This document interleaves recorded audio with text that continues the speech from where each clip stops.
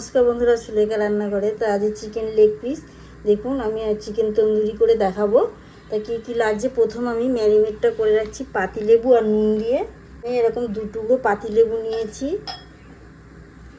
নুনটা আন্দাজ মতন, 1 চামচ আদা। চিকেনটা দেখো এইভাবে কেটে নিয়েছি, ঘরে গোটা নিয়ে এসেছিলো, বটি দিয়ে কেটে নিয়েছি। মাখিয়ে আমি 10-15 মিনিট রেখে দেবো।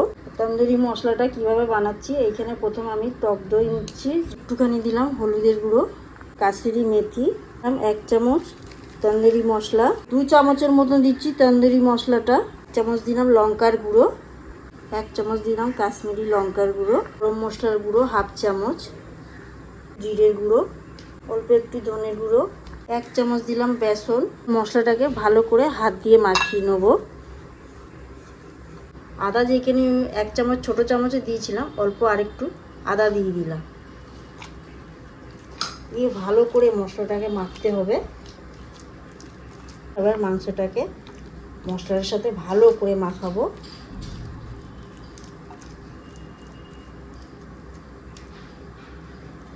ভালো করে এটাকে মেখেছি, দেখো মশলাগুলো পুরো একদম গায়ে ধরে নিচ্ছে, বোঝাই যাচ্ছে। তাই এখানে আমি 2 ঘন্টার জন্যে রেখে দিলাম। আর যাদের ফ্রিজ আছে ফ্রিজেও রাখতে পারো, আমি ফ্রিজে রেখে দিচ্ছি। তা দেখো 2 ঘন্টা পরে মাংসটাকে ম্যারিনেট করে রেখেছিলাম। তো এবারে আমি রান্নাটা বসাচ্ছি। প্রথম কড়াইতে আমি বাটার দিয়ে দিলাম,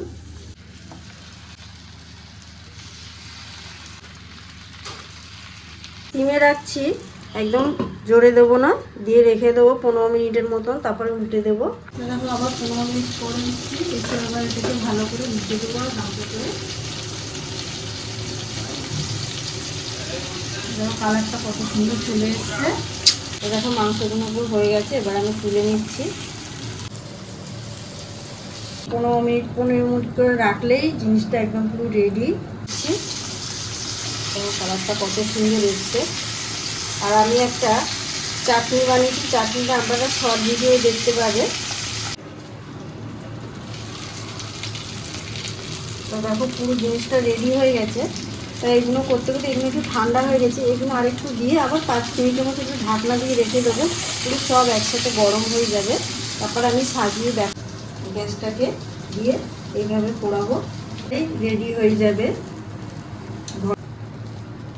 তো দেখো পুরো একদম ঘরোয়া পদ্ধতিতে চিকেন তন্দুরি পুরো রেডি হয়ে গেছে। আপনারাও ট্রাই করে দেখুন, আর দেখে যদি ভালো লাগে অবশ্যই চ্যানেলটাকে সাবস্ক্রাইব করুন, লাইক করুন আর কমেন্ট করে জানান কেমন হলো।